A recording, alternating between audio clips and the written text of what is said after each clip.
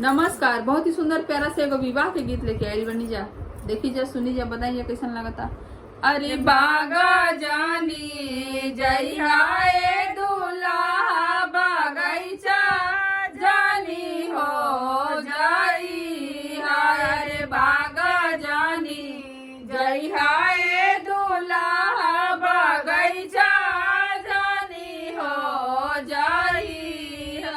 अरे लागा लेटी कोड़वाए दूल्हा छोड़वले जानी हो जाई। अरे लागा लेटी कोड़वाए दूल्हा छोड़वले जानी हो जाई। अरे बागा हमा जइबो सासु बागैचा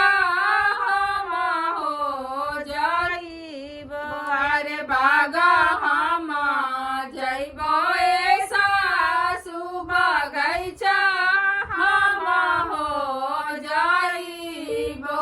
अरे लागा लिटी कोड़वाए सासु छोड़वले हमा हो आइबो। अरे लागा लेटी कोड़वाए सासु छोड़वले माड़ो जानी जइहाए दूल्हा को हबरवा जानी हो जाई।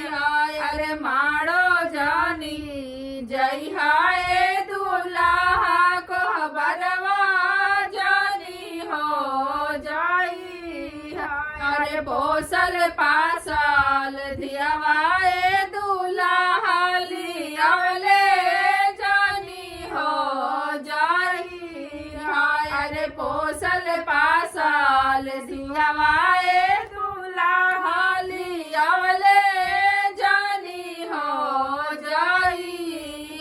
अरे माड़ो हमा जइबो सासु को हबरवा हमा हो जाइबो। अरे माड़ो हमा जइबो सासु को हबरवा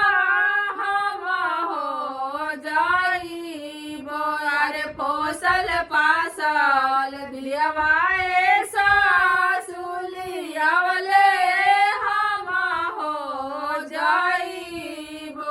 अरे पोसल पासल दियावाए सासु लियावले हमा हो जाइबो। धन्यवाद। सुनी जा हमने गाना, बताइए कैसा लगा था। अगर वीडियो अच्छा लगे तो वीडियो को शेयर करी जा, लाइक करी जा, नया बनी जा चैनल पर तो सब्सक्राइब जरूर करी जा। धन्यवाद।